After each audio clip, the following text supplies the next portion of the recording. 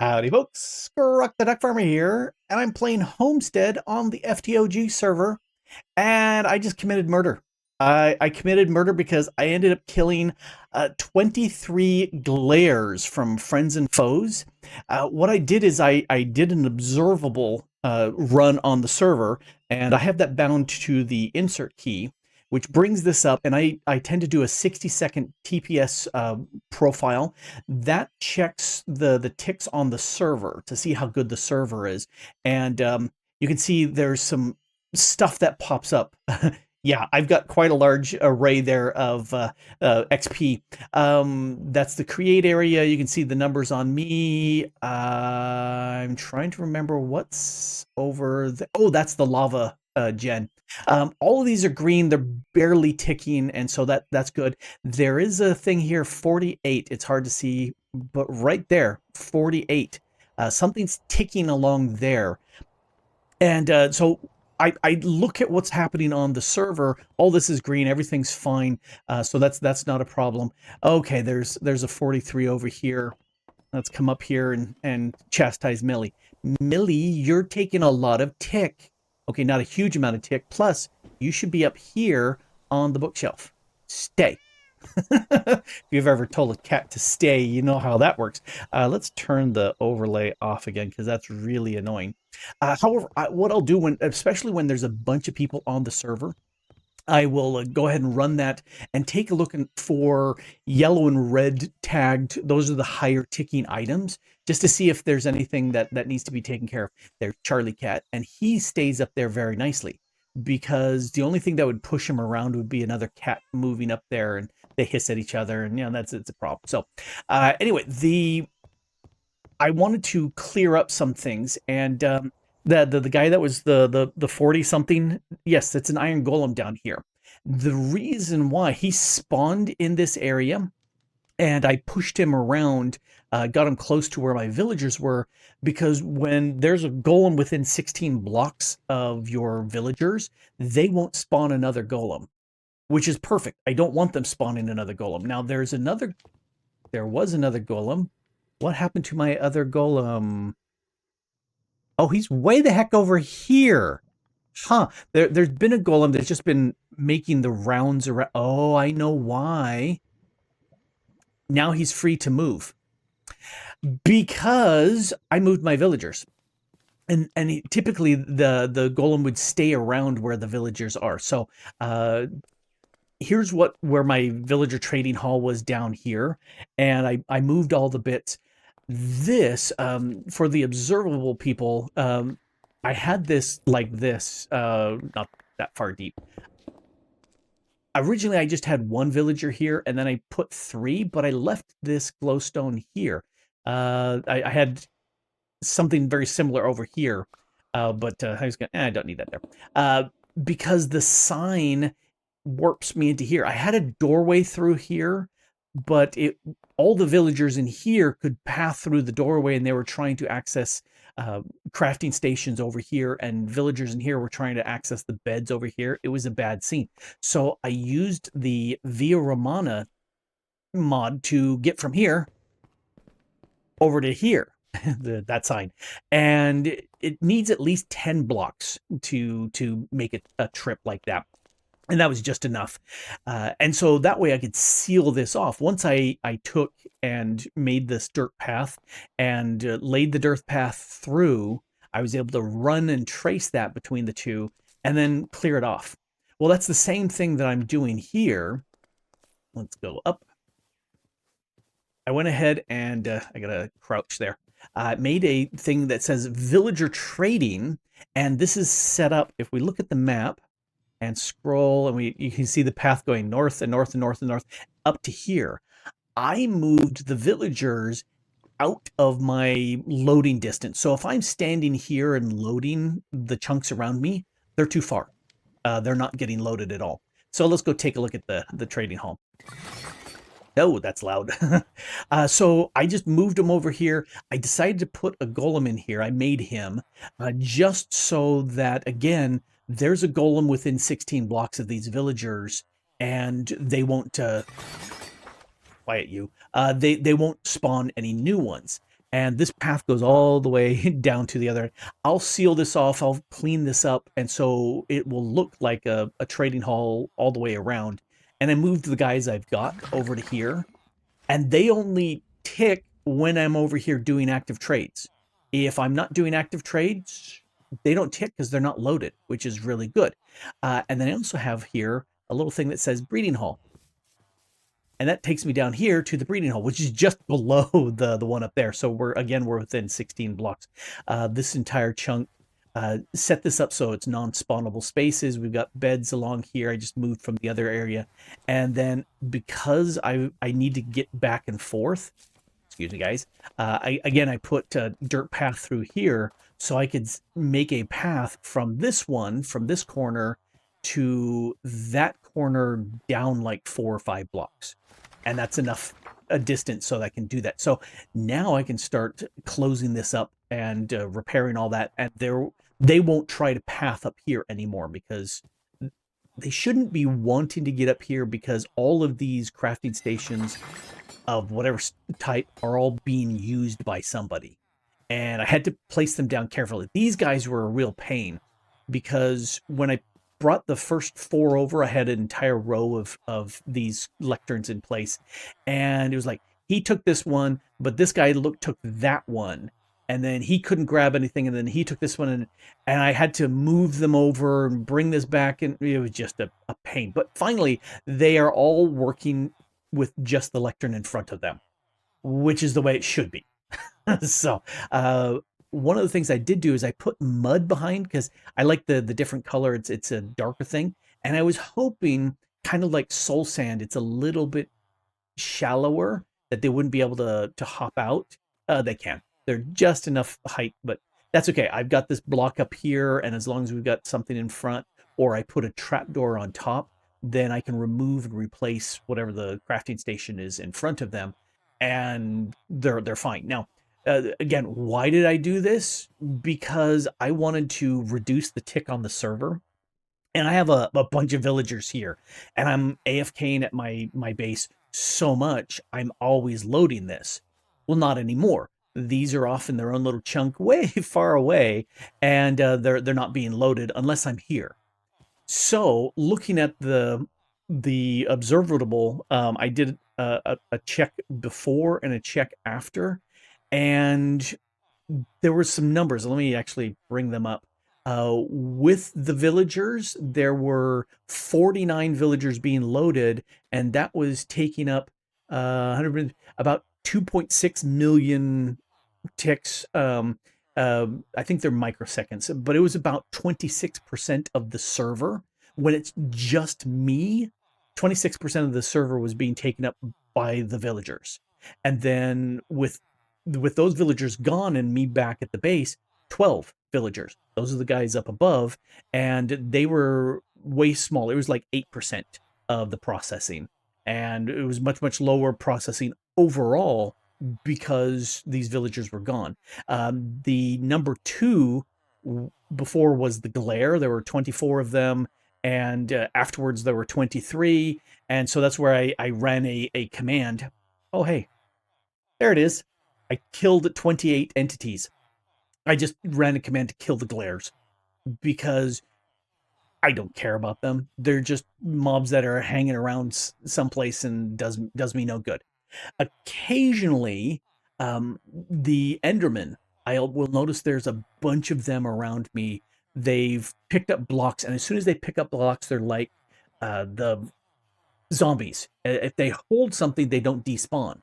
And so occasionally I will do a command that will kill Endermen because their tick creeps up higher in the list of stuff that's going on. Right now I'm looking at the server. There's 3 Endermen that were in the second of the observable checks. And so, not a big deal. Anyway, yeah, just one of those things of trying to make sure things are working really well. Now, what I need to do here is repair this.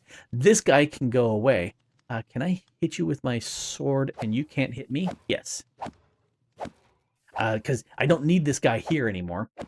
And technically, I don't need the other golem that's over there because I don't need them. he would constantly circle around because of the villagers below. But it's fine. So I need to repair this area here because I tore up my floor, and I need to repair the other place. And then I've got a nice little area where I can come up here. I can grab some iron. Ooh, I'm below 10,000 blocks. I like having at least 10,000 on hand, so I may turn on the villager farm up above just to get some iron for a little bit, but not for right now. I need to repair this first.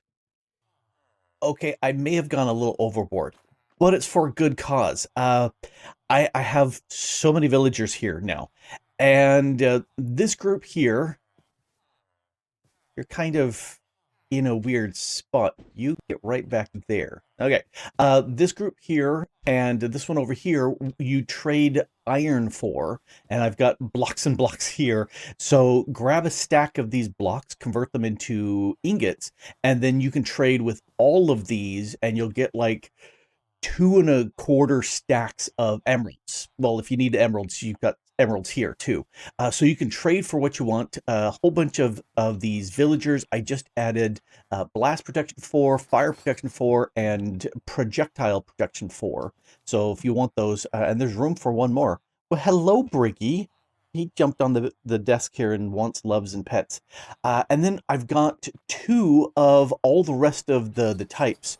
So leather workers, we got the Fletchers, we've got the fishermen, here we've got the butchers and the farmers, the armorers. I had these earlier. Masons are new. The occultists, I had those earlier. Same with one cleric. Added 2 of these shepherds, 2 of the cartographers. Hard to see around their flowers, but these 2 horticulturalists, the oceanographers, and these alchemists. So, yes, now you may be saying, well, Grok, how do I get here? Well, that's easy. All you need to do is warp villagers, and you will come right here looking at these guys, because that way you can get your trades going. And then there's all these guys open for you. All of these, except for these last 3, they're all masters. Let's just do a streak across through here. Yeah, it looks like they're all these librarians. They're all masters except for the last 3. Everybody else is also masters, so they're all maxed out. Take whatever emeralds you need, or trade for whatever emeralds you need, and get yourselves whatever stuff you need on the server. The best bang for your buck. Take a stack of potatoes, that's easy to grow with a little bone meal, haunt them with create, and then these 2 guys will trade you 10 emeralds for each one of the poisonous potatoes.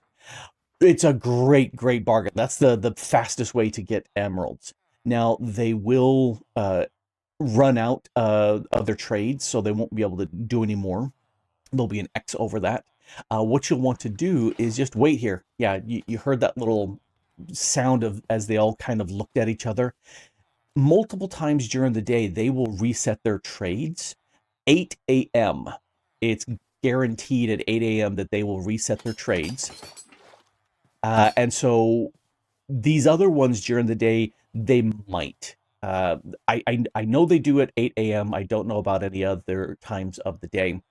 The other thing that's really worth doing, come into here, because they are so... Oh, hey, Toolsmith. You need to be a little bit quieter. There we go. But yeah, all of these guys I went through and I turned them down. Zombie villagers, nah, that's fine. But all of them I cranked way down to I think they're all like 2. Because there's so many of them here and they're so noisy. But yeah, it's a resource available. This chunk right here is, turn off chunks, is claimed, mainly because if while I was building this and occasionally mobs were spawning around, I didn't want them to explode on me. But all of these villagers are just outside the chunk, which means everybody on the server can come in here and access them. So be kind.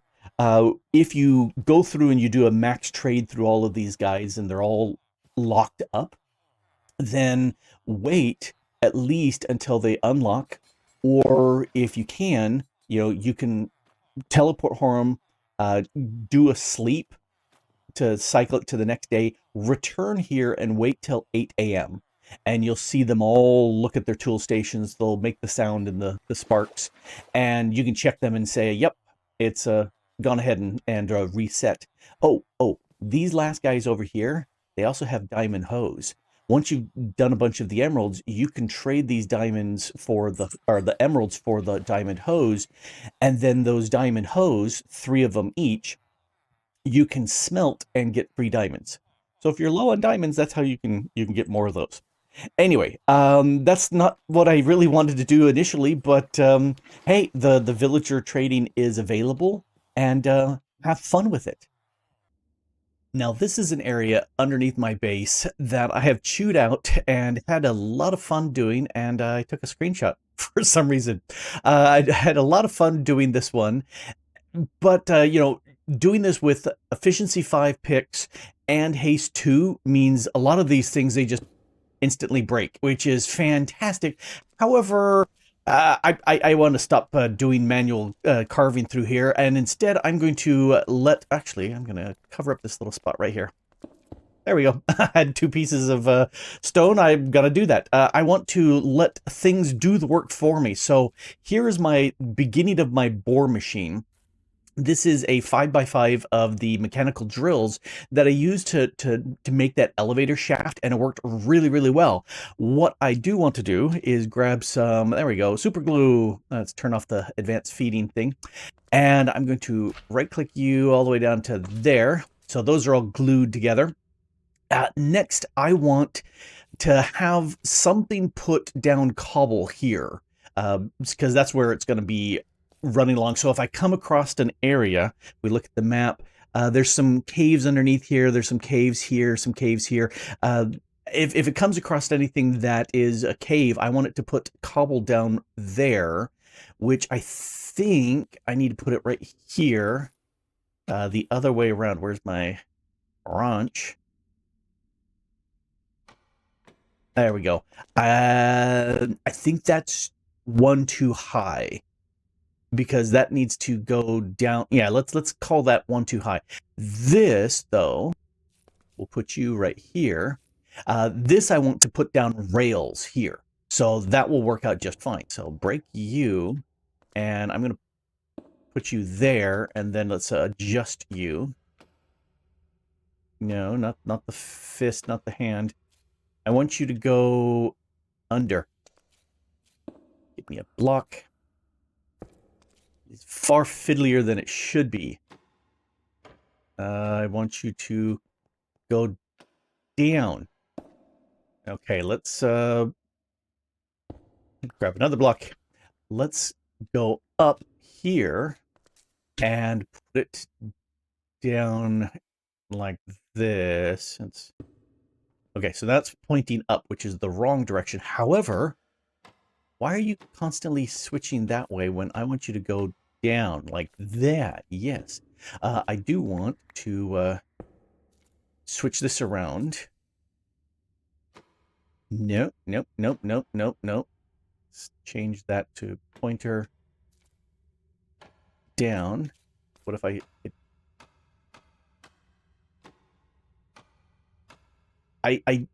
Okay, that's exactly what I'm looking for. Perfect. Okay. Because I want to access this, because I want to take a piece of cobblestone and put it right here in the filter. So it will place down cobblestone.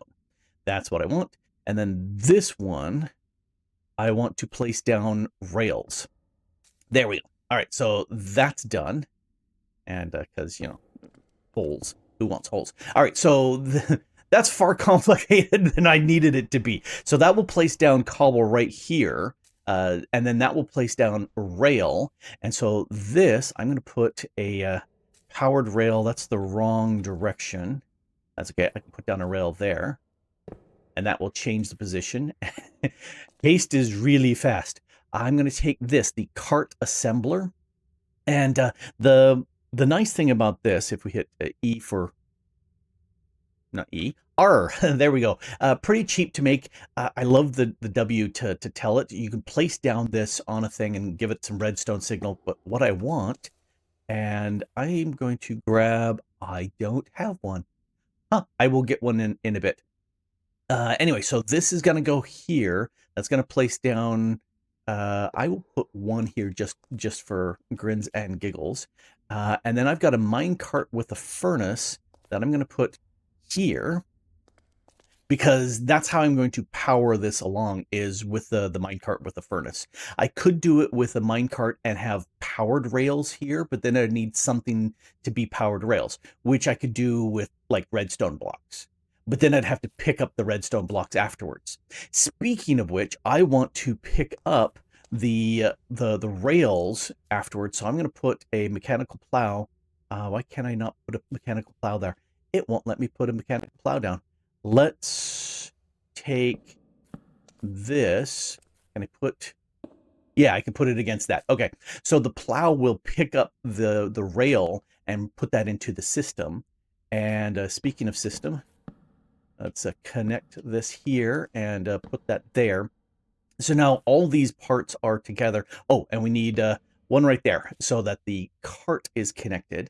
So at this point, I'm going to right-click you all the way up to here. That got all these. Then this connects to that, and then that connects to that, and then this is going to connect to that, and then I need to connect this with the front piece. All right, so that should all be connected.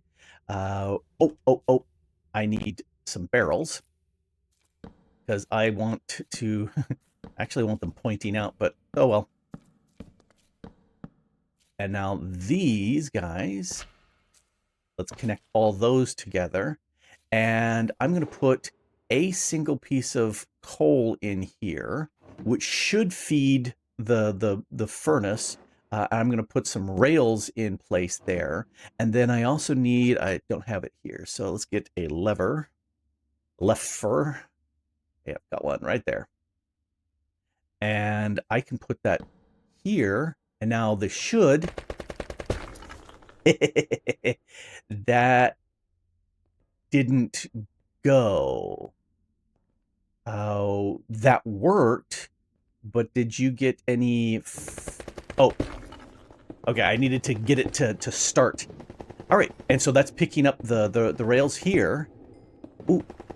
And as it goes through coal areas like this, it's actually getting more. Let's going pretty fast. There we go.